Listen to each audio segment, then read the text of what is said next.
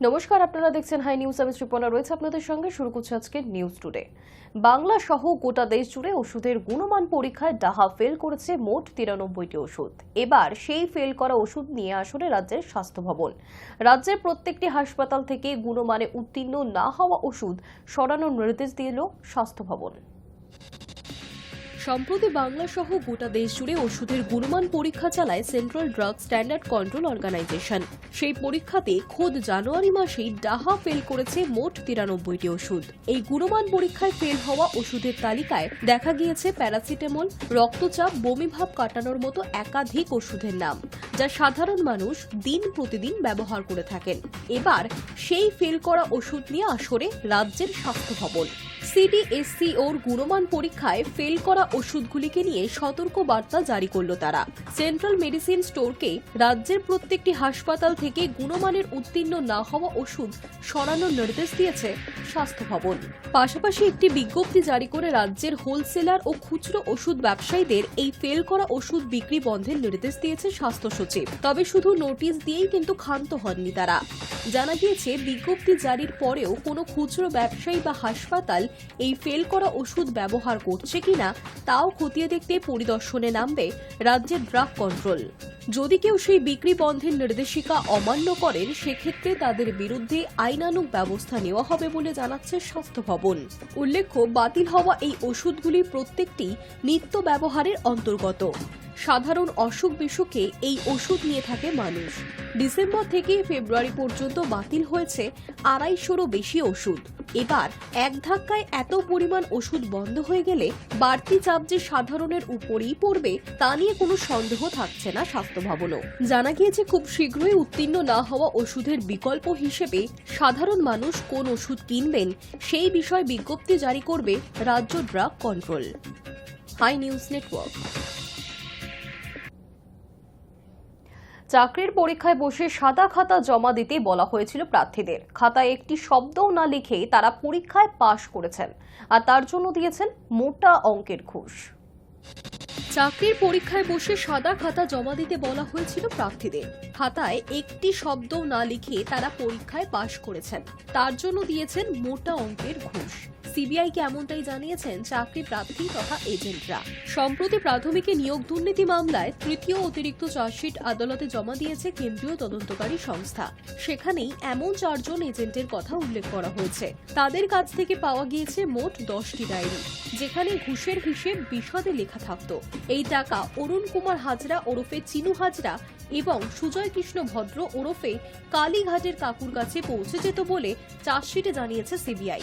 তদন্তকারীদের দাবি, শেখ আব্দুল সালাম, বকুল বিশ্বাস, রৌশন আলম ওরফে মিলন এবং ক্রিস্তান মান্নার কাছ থেকে 10টি ডায়েরি পাওয়া গিয়েছে। এই 4 জনই অরুণের এজেন্ট হিসেবে কাজ করেছেন। চাকরি প্রার্থীদের কাছ থেকে তারা টাকা তুলে অরুণের কাছে পৌঁছে দিতেন। সেখান থেকে টাকা যেত সুজয় কৃষ্ণের কাছে। এই টাকা তোলা এবং টাকা দেওয়ার হিসেব লেখা থাকতো ডায়েরিগুলিতে। টাকার প্রাপ্তি স্বীকার করে নথিতে সই করে দিতেন অরুণী। কখনো সুজয় কৃষ্ণের বেহালার বাড়িতে, কখনো বেহালা উত্তরস্বরী নামের ক্লাবে, কখনো আবার লিপস অ্যান্ড বাউন্স এর দপ্তরে টাকার লেনদেন চলত। সুজয় কৃষ্ণের পরিবর্তে কখনো কখনো ঘুষের টাকা নিতেন তার কর্মচারী নিখিল হাতি। সিবিআই চার্জশিটে আরো জানিয়েছে, টাকা তোলার পরেও অধিকাংশ চাকরি নিশ্চিত করতে পারেনি অরুণ বা সুজয় কৃষ্ণ। তখন চাকরি প্রার্থী এবং এজেন্টরা তাদের টাকা ফেরত দেওয়ার জন্য চাপ দেন। সেই টাকা ফেরত দিতে 37 কাঠার একটি জমিও সুজয় কৃষ্ণ বিক্রি করেছিলেন বলে জানতে পেরেছেন তদন্তকারীরা। 3.5 কোটি টাকায় ওই জমি কেনা হয়েছে সুজয় কৃষ্ণেরই আত্মীয় বা বন্ধুদের সংস্থার নামে। অরুণ এবং তার এজেন্টদের মধ্যে এই লেনদেন সংক্রান্ত চুক্তি হয়েছিল। চাকরি প্রার্থীদের কাছ থেকে মোট 78 কোটি টাকা ঘুষ হিসেবে তোলার উল্লেখ করা হয়েছে সেই চুক্তিতে। পরে ঘুষের টাকা ফেরত দিয়ে দেওয়া হয়। 4 এজেন্টের বয়ান নথিভুক্ত করেছে সিবিআই। টাকা তুলে দেওয়ার কথা তারা স্বীকার করেছেন। Hi news network. ফের বিতর্কে সিভিক ভলেন্টিয়ার। দাবি মতো টাকা না দেওয়ায় এক গাড়ি চালককে টেনে হিঁচড়ে গাড়ি থেকে নামিয়ে ঘরে ঢুকিয়ে বেধড়ক মারধরের অভিযোগ উঠছে মালদার হরিশ্চন্দ্রপুর থানার 3 সিভিক ভলেন্টিয়ারের বিরুদ্ধে। মারধরের একটি ভিডিও ভাইরাল হয়েছে। ভিডিও ঘিরে চাঞ্চল্য। গাড়িতে থাকা খালাসি তার প্রতিবাদ করতে গেলে তার দিকেও মারমুখী হয়ে তেড়ে আসে এক সিভিক ভলেন্টিয়ার। হরিশ্চন্দ্রপুর গ্রামীণ হাসপাতালে প্রাথমিক চিকিৎসার পর জখম গাড়ি চালক থানায় অভিযোগ দায়ের করেছেন।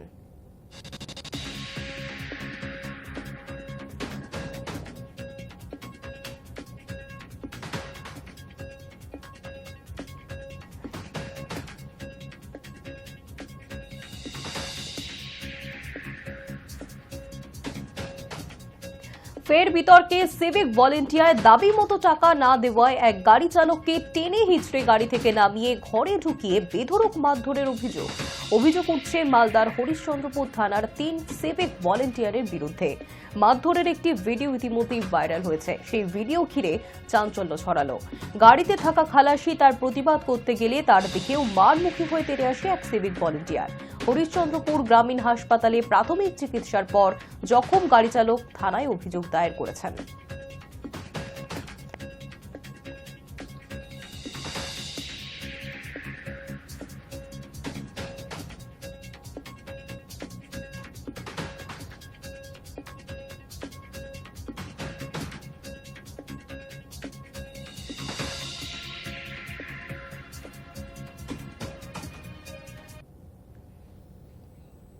ফের সমস্যায় পড়তে চলেছেন ইস্ট ওয়েস্ট মেট্রো যাত্রীরা। 2.5 দিন মেট্রো পরিষেবা বন্ধ রাখার সিদ্ধান্ত নেওয়া হয়েছে। ফের সমস্যায় পড়তে চলেছেন ইস্ট ওয়েস্ট মেট্রো যাত্রীরা।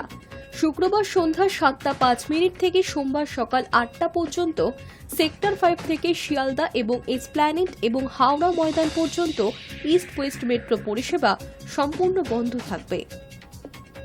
মেট্রো সূত্রে খবর, সেক্টর 5 থেকে হাওড়া ময়দান পর্যন্ত মেট্রো পরিষেবা সম্পূর্ণ যুক্ত করে যাতে পরিষেবা দ্রুত শুরু করা যায় তার জন্য যাবতীয় সিগন্যালিং প্রক্রিয়া অডিট করা হবে এই 2.5 দিনে।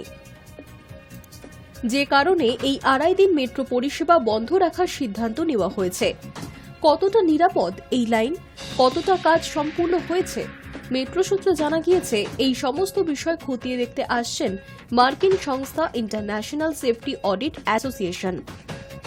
2.5 দিন ধরে বউবাজার এলাকার খুঁটিনাটি পরীক্ষা করা হবে, আর সেই কারণে বন্ধ করে রাখা হবে এই পরিষেবা। এসপ্ল্যানেড থেকে হাওড়া ময়দান রুটে শেষ মেট্রো ছাড়বে সন্ধ্যা 7টায়। সল্টলেক সেক্টর 5 থেকে শিয়ালদা স্টেশনের উদ্দেশ্যে শেষ মেট্রো রওনা দিতে পারে সন্ধ্যা 7:05। 2.5 দিন মেট্রো পরিষেবা বন্ধ থাকার পর সোমবার সকালে এসপ্ল্যানেড থেকে হাওড়া ময়দান রুটে প্রথম মেট্রো ছাড়তে পারে সকাল 8টায়। শিয়ালদা স্টেশন থেকে সেক্টর 5 রুটে প্রথম মেট্রো ছাড়তে পারে সকাল 8:15টায়। সল্টলেক সেক্টর 5 থেকে শিয়ালদা রুটে প্রথম মেট্রো রওনা দিতে পারে 8:05। যাত্রীদের অসুবিধার জন্য দুঃখ প্রকাশ করেছে মেট্রো কর্তৃপক্ষ। তবে ব্লু লাইনে মেট্রো পরিষেবা স্বাভাবিক থাকবে বলে তারা জানিয়েছে। Hi news network. সম্পর্ক নিয়ে বিতর্কের মাঝে একটি জার্সি উদ্বোধনের অনুষ্ঠানে এসে প্রকাশ্যে তৃণাকে আলিঙ্গন করলেন নীল। সঙ্গে সংবাদ মাধ্যমগুলিকে নীল জানিয়ে দিলেন বিবাহ বিচ্ছেদের গুঞ্জন সবটাই কল্পনা। বিচ্ছেদের গুঞ্জনে জল ঢাললেন তারা। বৃহস্পতিবার সন্ধ্যায় পরস্পরকে জড়িয়ে ধরে বললেন, যেমন ছিলাম তেমনই আছি, সবটাই আপনাদের কল্পনা। নীল ভট্টাচার্য ও তৃণা সাহা যতবার তাদের বিয়ে ভাঙার গুঞ্জন ছড়িয়েছে ততবারই তারা এভাবে নিন্দুকদের কড়া জবাব দিয়েছে। এদিন তারা একটি জার্সি উদ্বোধনের অনুষ্ঠানে এসে প্রকাশ্যে তৃণাকে আলিঙ্গন করেন নীল। স্বামীর বাহুডোরে ধরা দিয়ে খুশি অভিনেত্রী। ভালোবাসার উষ্ণতা বুঝি ছড়িয়ে গেল তার দুই গালে। সেখানে লজ্জার লালচে আভা আর হাসি মিলেমিশে একাকার। তিনিও জানালেন এইভাবেই যেন আজীবন একসঙ্গে কাটিয়ে দিতে পারে। আশেপাশে দাঁড়িয়ে আছি, এত সুন্দরভাবে বাইট দিচ্ছি, আই থিঙ্ক এরপরে জল্পনা কল্পনা বেশি না হয় ভালো তো লাগে। কিন্তু আমাদের বক্তব্য একটাই, মানে যদি কিছু হয় আমরা নিজেরাই জানিয়ে দেবো। এত ঘুরে ফিরে এদিক ওদিক করে শুধুমাত্র ভিউজ এর জন্য এত কিছু না করাই ভালো। কিভাবে নতুন করে বিচ্ছেদের জল্পনার সূত্রপাত জানেন না নীল তৃণা কেউই। দিন দুয়েক আগে তৃণা একটি সংবাদ মাধ্যমকে শুটিং এর ব্যস্ততার ফাঁকে জানিয়েছিলেন সব মিথ্যে, সবটাই ভুয়ো। অনুযোগ ছিল তার, নতুন ধারাবাহিকের শুটিং করছি, এত ব্যস্ততার মধ্যে এই বিষয়ে বিশদ কথা বলা মুশকিল। প্রসঙ্গত শিবরাত্রির দিন তৃণাকে ব্রত পালন করতে দেখা যায়। শাখা পলা সিঁদুরে সেজে অভিনেত্রী বাকি হিন্দু নারীদের মতো এদিন উদযাপন করেছিলেন। শুধু সাম্প্রতিক গুঞ্জন নয়, বিয়ের 6 মাস পর থেকেই নীল তৃণার বিচ্ছেদ নিয়ে নানা আলোচনা। কিন্তু কেন? এই উত্তর নেই তাদের কাছে। দুইজন এর আগেও একাধিকবার জানিয়েছেন তারা সম্পর্কে স্পেস দিতে ভালোবাসেন। বিয়ে হয়েছে মানেই সারাক্ষণ পরস্পরের সঙ্গে জুড়ে থাকতে হবে এমনটা একেবারেই মনে করেন না। তার আগে তারা ভালো বন্ধু, তারপর দম্পতি। সেই ধারা বজায় রেখেই যেমন একসঙ্গে কাজ করেন, সময় কাটান, তেমনি নিজেদের মতো করেও থাকতে ভালোবাসেন। তাই হয়তো তাদের জীবন চর্চা নিয়ে এত চর্চা। Hi news network. খুশির খবর ফোগাট পরিবারে। ভারতীয় কুস্তিগির বিনেশ ফোগাট মা হতে চলেছেন। খুশির খবর ফোগাট পরিবারে। ভারতীয় কুস্তিগির বিনেশ ফোগাট মা হতে চলেছেন। বৃহস্পতিবার নিজেই সে কথা জানিয়েছেন বিনেশ। কুস্তিগিরের কথায় জীবনের নতুন অধ্যায় শুরু করতে চলেছেন তিনি। 2018 সালে কুস্তিগির সম্বীর রাঠির সঙ্গে বিয়ে হয়েছিল বিনেশের। বৃহস্পতিবার সমাজ মাধ্যমে তার ও সম্বীরের একটি ছবি দেন বিনেশ। সেখানে তিনি লেখেন, একটি নতুন অধ্যায়ের সঙ্গে আমাদের প্রেম কাহিনী এগিয়ে চলবে। ছবির সঙ্গে একটি পা ও হৃদয়ের ইমোজি দিয়েছেন তিনি।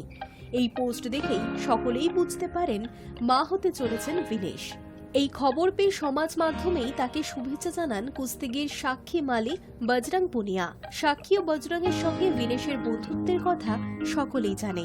ভারতীয় কুস্তি সংস্থার প্রধান সভাপতি ব্রিজভূষণ শরণ সিং এর অপসারণের দাবিতে দিল্লির যন্তর মন্তরে কুস্তিগিরদের ধর্নার 3 প্রধান মুখ ছিলেন তারা।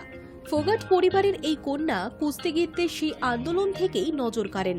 পরে প্যারিস অলিম্পিক্সে যোগ্যতা অর্জনও করেন তিনি। সেখানে মহিলাদের 50 কেজি বিভাগে ফাইনালে ওঠেন তিনি। ভারতের প্রথম মহিলা কুস্তিগির হিসাবে এই কীর্তি করেছেন তিনি। কিন্তু ফাইনালের দিন সকালে 100 গ্রাম অতিরিক্ত ওজন থাকায় তিনি খেলতে পারেননি। তাকে বাতিল করা হয়। এই সিদ্ধান্তের বিরুদ্ধে আন্তর্জাতিক ক্রীড়া আদালতে আবেদনও করে কিচ্ছু হয়নি। এই ঘটনার জন্য ভারতীয় অলিম্পিক সংস্থা ও ব্রিজভূষণের দিকে আঙুল তুলেছিলেন বিনেশ। সেই সময় তাকে সমর্থন করেছিলেন সাক্ষী ও বজরং। অলিম্পিক্সের সেই বিতর্কের পরে কুস্তি থেকে হঠাৎই অবসর নেয় বিনেশ। পরে দেশে ফিরে হরিয়ানার বিধানসভা নির্বাচনে কংগ্রেসের প্রার্থী হন তিনি।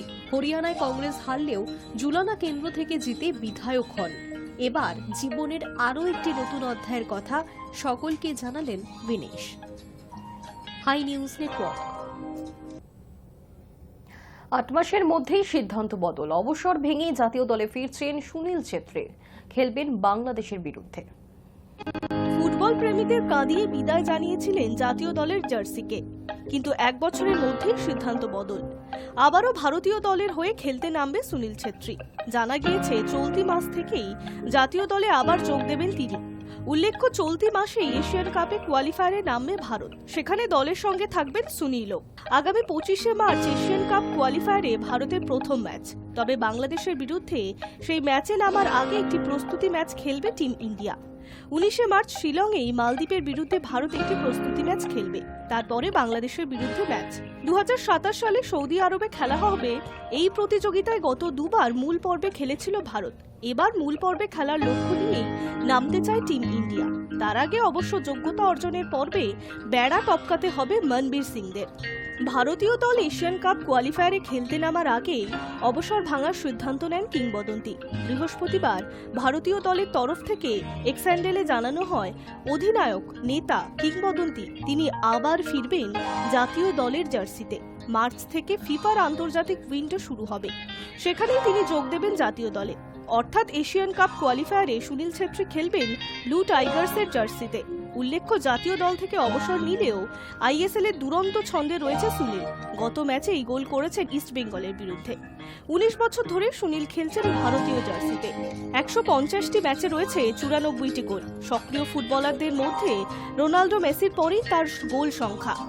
অবসরের আগে ফিফা থেকেও একাধিকবার শ্রদ্ধা জানানো হয়েছে ভারতের অধিনায়ককে। কিন্তু ফুটবল প্রেমীদের মন ভার করে গত বছর জুন মাসে অবসর নেন সুনীল ছেত্রী। কুয়েতের বিরুদ্ধে যুব ভারতীতে শেষ ম্যাচ খেলতে নামেন তিনি। ঠিক 8 মাস পরে সুনীল ফের জানালেন নীল জার্সিতে ফিরছেন তিনি। তাকে রেখে ভারতীয় স্কোয়াডে ঘোষণা করে দিয়েছেন টিম ইন্ডিয়ার কোচ। Hi news network. ইউএফার চ্যাম্পিয়ন্স লিগে পিএসজির বিরুদ্ধে বেশ কষ্ট করেই জিততে হলো লিভারপুলকে। ইংলিশ প্রিমিয়ার লিগের শীর্ষে রয়েছে লিভারপুল, কিন্তু চ্যাম্পিয়ন্স লিগের প্রি কোয়ার্টার ফাইনালে প্রথম লেগে পিএসজির বিরুদ্ধে বেশ কষ্ট করে জিততে হলো লিভারপুলকে। তাও একাধিকবার বাঁচল গোলকিপার আলিসন বেকারের হাতে। শেষ পর্যন্ত 1-0 গোলে জেতে লিভারপুল। চ্যাম্পিয়ন্স লিগের গ্রুপ পর্বে লিভারপুল ছিল শীর্ষস্থানে, অন্যদিকে নকআউট জিতে প্রি কোয়ার্টারে এসেছে পিএসজি। কিন্তু ঘরের মাঠে প্রথম লেগে রীতিমতো আধিপত্য দেখালো ফ্রান্সের ক্লাব। গোটা ম্যাচ জুড়ে লিভারপুলের গোলে 10টি শট নেয় লুইস এনরিকের দল। 71% বলের দখল ছিল ডেম্বেলেদের পায়ে, কিন্তু আর্নে স্লটের দলের জন্য ত্রাতা হয়ে দেখা দেন গোলকিপার আলিসন বেকার। আর 87 মিনিটে লিভারপুলের হয়ে গোল করেন বদলি হিসেবে নামা তরুণ প্রতিভা হার্ভি এলিয়ট, আর সেটাই পার্থক্য গড়ে দিল লিভারপুলের। চ্যাম্পিয়ন্স লিগে পিএসজির বিরুদ্ধে জয় ছিনিয়ে আনল Liverpool. Hi news network. News today এখনকার মতো এই পর্যন্তই। দেখতে থাকুন হাই নিউজ, নির্ভীক নিরপেক্ষ।